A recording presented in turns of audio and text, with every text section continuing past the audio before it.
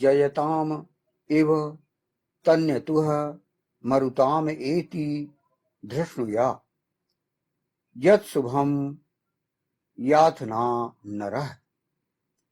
मरुतों का निनाद विजयशीलों के समान गर्वपूर्वक प्राप्त होता है। जो हे पुरुष, तुम शुभ को प्राप्त होते हो। यह जो मंत्र लिया गया, यह ऋग्वेद के प्रथम मंडल के 23वें सूक्त का यह 11वां मंत्र है। इस मंत्र के ऋषि हैं भगवान मेधातिथि महिमवत कांड। और इस जो 23वें सूक्त जो लिया जा रहा है, इसमें कुल 24 मंत्र हैं। और इस 24वें मंत्र का यह जो 11वां मंत्र है, उसके जो लिया गया, उसका जो प्रमुख विषय, जिसे दिव्य विषय भी कहा जाता है, मुख्य विषय, वह है विश्वेदिवाह, उसकी जो दिव्य विषय है। अब यहाँ पर बताया गया है छंद। छंद यहाँ जो एकादश है, 11वां मंत्र है, इसका जो छंद गायत्री है और स्वर है षड्ज। तो यहाँ पर जो मंत्र लिया गया है वह विशेष रूप से ऐसे लोगों के लिए लिया गया है जो विभिन्न प्रकार के स्वभाव वाले लोग होते हैं। यहाँ पर कहा गया है, जब देवकर्म करने वाले शुभ को प्राप्त होते हैं, तब मरुतों, चंचल प्रवृत्ति रखने वालों, मरने मारने पर उतारू रहने वाले युद्ध प्रिय लोग इस प्रकार गर्वपूर्वक निनाद करते हैं, जैसे किसी युद्ध में विजय प्राप्त करने वाले लोग गर्वपूर्वक जय घोष करते हैं। यहाँ पर वेद एक जीवन व्यवस्था है और इस जीवन व्यवस्था के अंतर्गत सभी प्रकार के स्वभाव रखने वालों का ध्यान रखा गया है। जैसे कि वेद में बताया गया है, ब्रह्म राजा नाभ्याम सुद्राय चास्वाय चारणाय। अर्थात वेद में 5 प्रकार के स्वभाव वाले लोग होते हैं, इस पर ध्यान दिया गया है। पहले ब्राह्म स्वभाव, ऐसे व्यक्ति जो अध्ययनशील हैं, जिनकी रुचि अध्ययन करने में है, रिसर्च करने में है, ये ब्राह्म स्वभाव वाले होते हैं। फिर राजन्य, अर्थात राजनीति में रुचि रखने वाले, जो क्षत्रिय स्वभाव के हैं।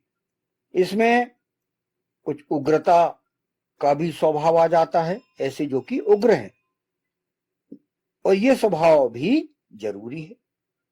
जैसे भगवान शंकर समय समय पर दुष्टों को हनन करने के लिए उग्र हो जाते थे, उसी प्रकार ऐसे ही स्वभाव रखने वालों का भी महत्व वेद में रखा गया है। तो ब्राह्म स्वभाव, राजन स्वभाव अर्थात राजनीति वाले, और वो भी उग्र स्वभाव, इसकी भी आवश्यकता है। फिर शूद्र स्वभाव, ऐसे जो कि सेवा भाव वाले हैं, जो कि सेवा करते हैं और उनको एक निश्चित राशि की मिलने पर वे सेवा करते हैं। फिर है ऐसे जो कि अर्थ कमाने वाले, जो व्यापारी स्वभाव के होते हैं, चौथे क्रम के हो गए, और 5वें क्रम के हो गए ऐसे तो चारण स्वभाव के, जो स्वयं अपनी ही प्रशंसा में लगे रहते हैं, और वो भी एक स्वभाव है। तो ब्राह्म स्वभाव, राजन्य अर्थात क्षत्रिय स्वभाव, शूद्र स्वभाव, आर्य अर्थात जो वैश्य स्वभाव कहा जाता है, और 5वां जो है चारण, जो स्वयं अपनी प्रशंसा करने वाले। तो वेद में सभी प्रकार के स्वभाव रखने वालों का महत्व है।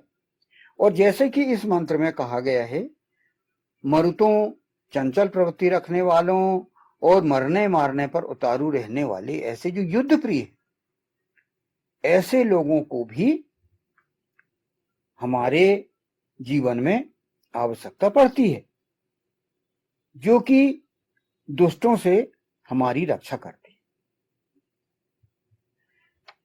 तो जो दिव्य कर्म करने वाले हैं, जो अपनी इंद्रियों को वश में करके सत्कर्म करने वाले हैं, उनके साथ मिलकर जब वो किसी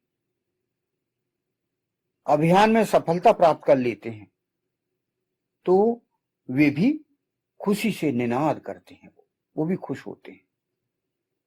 जो युद्ध प्रिय व्यक्ति हैं वो भी खुश होते हैं, क्योंकि इंद्र का स्वभाव रखने वाले, दिव्य कर्म करने वाले और मरुतों, इन पर तालमेल करने की आवश्यकता है, तालमेल रखने की आवश्यकता है।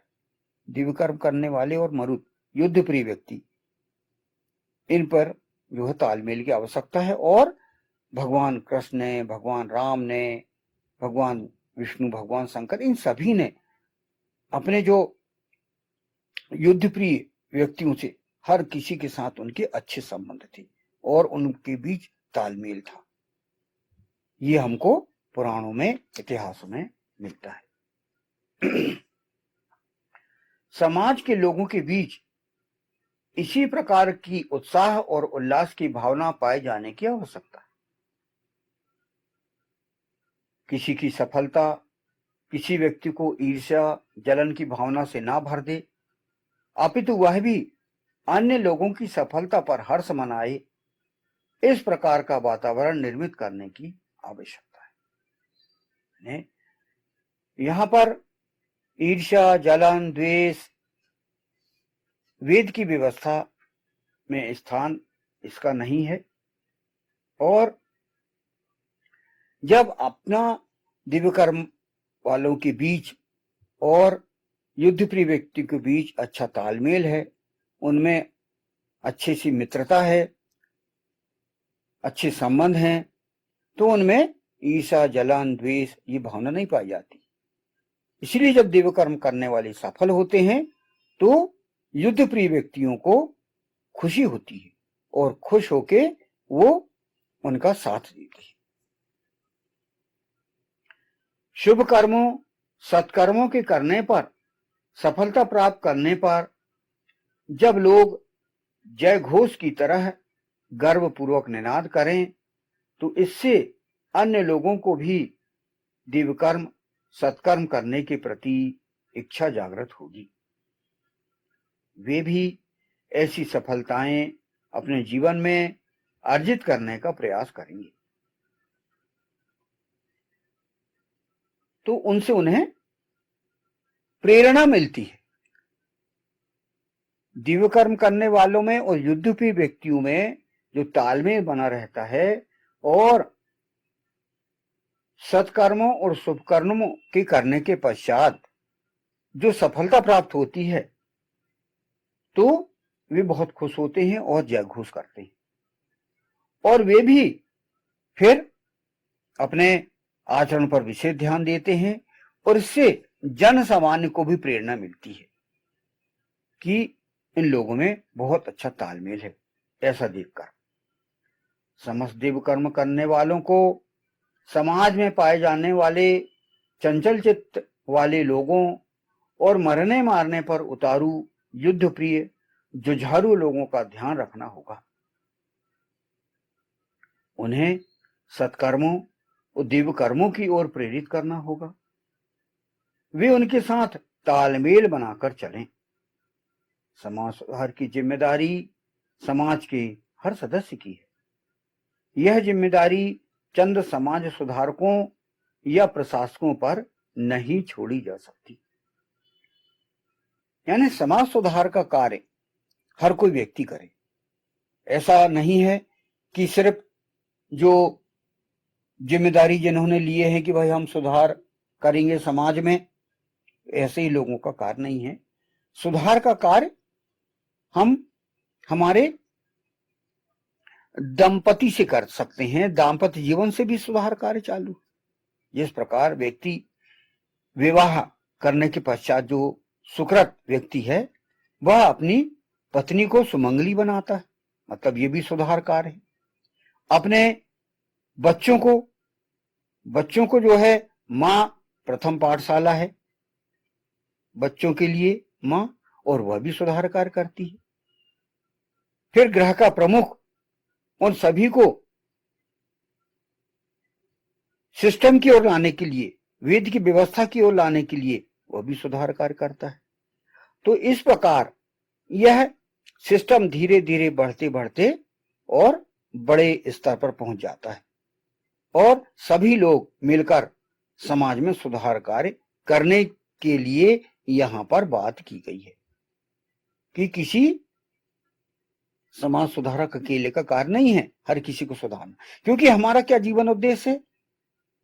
कृण्वन्तो विश्वम आर्यम, आर्य अर्थात श्रेष्ठ।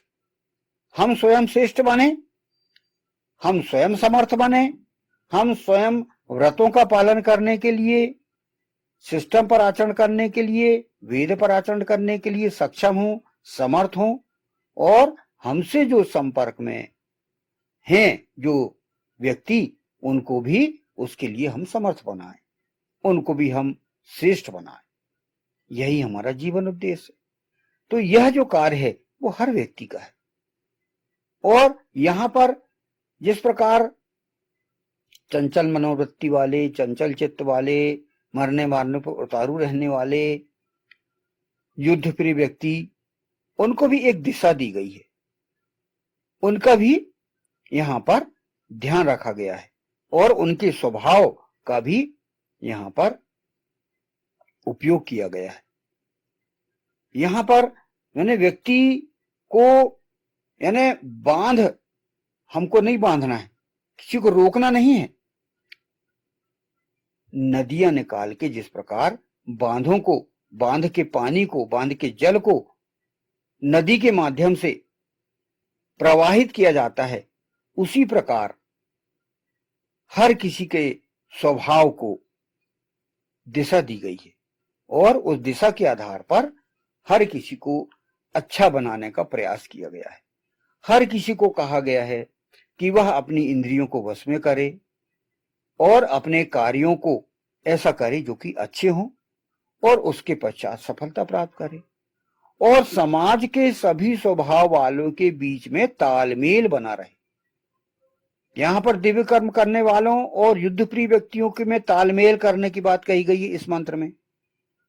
तो वेद में पूरे आपको मिलेगा मंत्रों में ब्राह्म स्वभाव, राजन स्वभाव अर्थात क्षत्रिय स्वभाव, शूद्र स्वभाव और आर्य वाले स्वभाव, अर्थ प्रधान वाले स्वभाव और सेवा भाव वाले स्वभाव, चारण वाले स्वभाव जो अपनी प्रशंसा करते हैं। तो ऐसे स्वभाव वालों को भी दिशा दी गई है, हर किसी व्यक्ति को दिशा दी गई है। वेद बहुत विस्तृत बात करता है, वेद का क्षेत्र बहुत बड़ा है, इसीलिए हर प्रकार के, हर स्वभाव व्यक्तियों को, हर प्रकार के स्वभाव के व्यक्तियों को यहाँ पर दिशा दी गई है।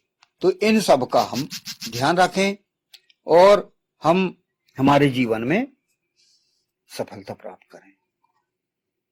तो इस 11वें मंत्र का ये भाष्य यहाँ पर यही लिया गया। मर्तों का निनाद विजयशीलों के समान गर्व पूर्वक प्राप्त होता है, जो हे पुरुष तुम शुभ को प्राप्त होते हो। ओम जयताम एव तन्यतुः मरुताम एति धृष्णुया यत् शुभम याथना नरः। ओम।